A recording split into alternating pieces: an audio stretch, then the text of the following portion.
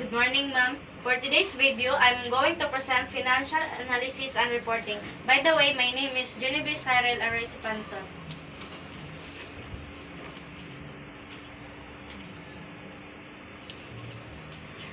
Current ratio.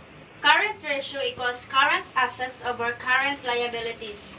So current assets are 50,500 plus 52,000 plus 60,500 over current liabilities nga 65,000. So, ang current assets, ipang-plus lang nimo siya para makuha ang 163,000 over current liabilities nga 65,000. So, para makuha ang current ratio, imo ni siyang i-divide para makuha ang 2.51. So, this current ratio entails that company has more than enough capacity to settle its short-term obligations. Number 2, inventory turnover. Inventory turnover equals cost of goods sold over average inventory.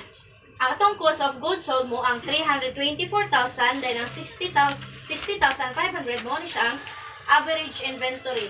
So para makuha ang inventory turnover, i-divide din mo siya.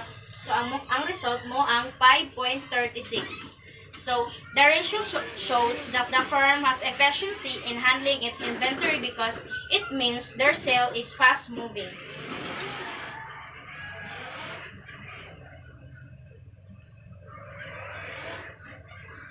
Number 3, profit margin ratio. Profit margin ratio is equal to net profit over net sales.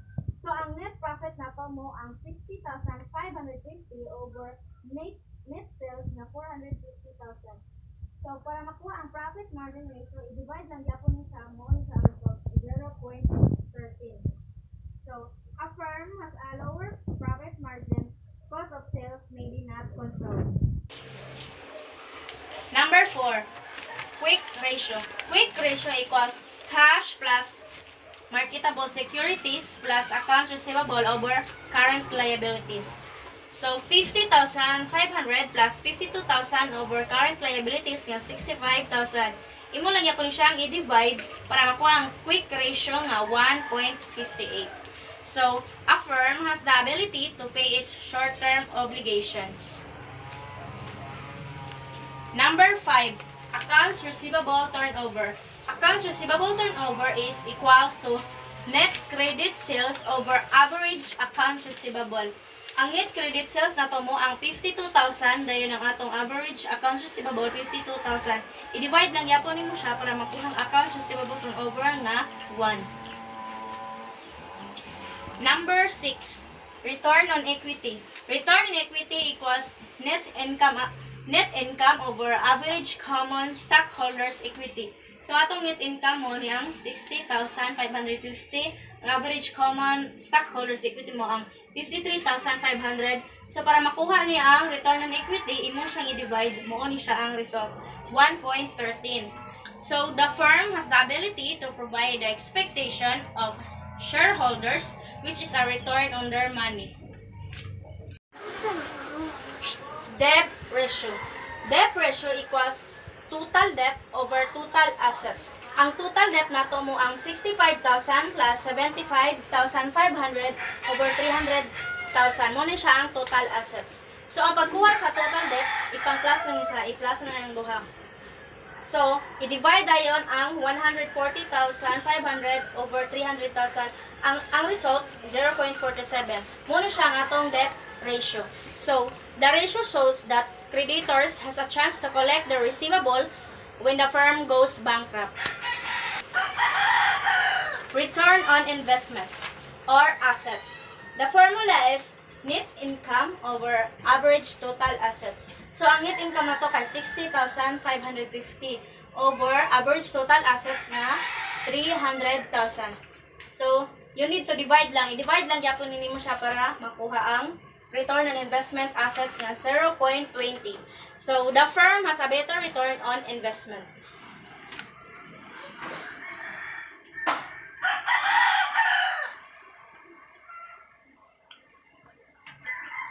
Time interest earn ratio. Time interest earn ratio is equals earnings before tax over interest expense. Earnings before tax is equal, ang equal niya 98,500 over interest expense nga 12,000. So to get this, the interest ratio, i-divide lang yapon nimo siya para makuha ang 8.21. So the firm has a capabilities to pay its interest obligations.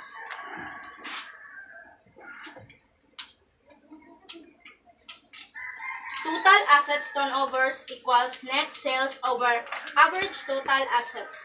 Net sales is 450,000 over average total assets, which 300,000. So, i-divide lang yapon ninyo siya para makuha ang total assets turnover nga 1.5. So, the firm has an efficient profit management as they have the ability to generate sales.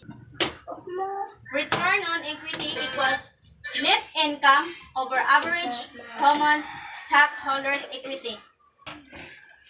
So, net income, ang atong net income ani kay 60,550. Ang atong average common stockholders' equity is 53,500. So, i-divide lang yapon nimo siya para makuha ang return on equity nga 1.13. So, the firm has the ability to provide the expectation of a stockholder, which is a return on their money. Net profit margin. Net profit margin ratio equals net profit over net sales. Atong net profit kay 60,550 over net sales nga 450,000. So, i-divide lang yapon nimo siya para makuha ang atong net profit margin ratio nga 0.13. So, the firm has a good return on investment. Operating cycle. Ang operating cycle formula is average collection period plus average inventory. So, ang pagkuha ni, i-divide sa nimo daan ang 360 divide 1 plus 360 divide 5.36. Ang answer, 360 divide 1 equals 360. Plus 360 divide 5.36 equals 67.16. So, ang answer, i-plus lang din mo siya para makuha ang 427.16. Mo ni siya ang atong operating cycle. So, the operating cycle of the firm is a longer. It takes time to take inventories converted into cash. Therefore, I conclude that the ABC Corporation has a good performance during 2019.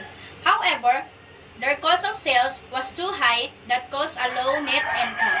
But the good thing is that the firm can still pay short-term obligations. In recommendation, the firm must reduce the cost of sales and make the operating cycle shorter.